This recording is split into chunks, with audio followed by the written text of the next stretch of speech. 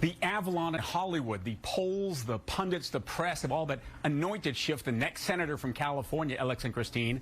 But before he starts picking out furniture for his new office, he has to count today's votes and win the runoff in November. He's well aware of that. We're still in full campaign mode when we caught up with him voting this morning in Burbank.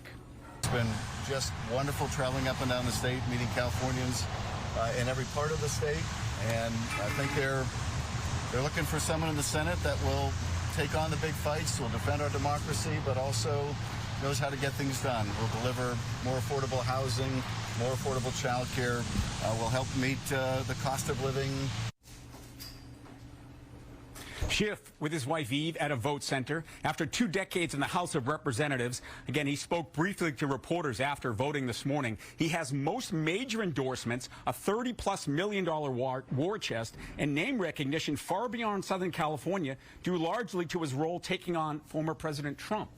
But Schiff's campaign strategy has been interesting. Most of his money has been spent on promoting, if you will, some would call it attacking his rookie Republican rival Steve Garvey, the former Dodger, raising Garvey's profile while minimizing his Democratic opponents, Katie Porter and Barbara Lee.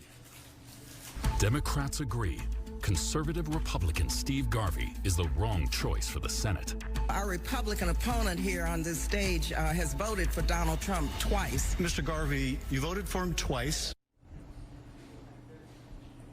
So if you follow politics, you know, here in California, Democrats outnumber Republicans about 2 to 1. So, of course, Schiff would rather face a Republican than a fellow Democrat in November. Some have criticized him for these campaign tactics. Others think it's quite sophisticated. I talked about the election with Betty Yee, the vice chair of the state's Democratic Party, which, by the way, has not endorsed a candidate, but it's good news for us, for sure.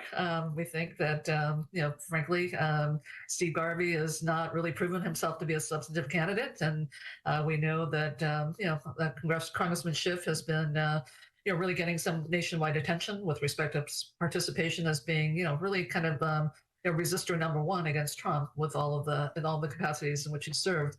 So it would be delightful news. But frankly, any one of the 3 candidates would be delightful news for us going into November against Steve Garvey. So that's the prediction. Schiff and Garvey. Garvey splits the rest of the Democratic vote. Those two face off in November, and Schiff wins easily. Of course, anything can happen, as they say.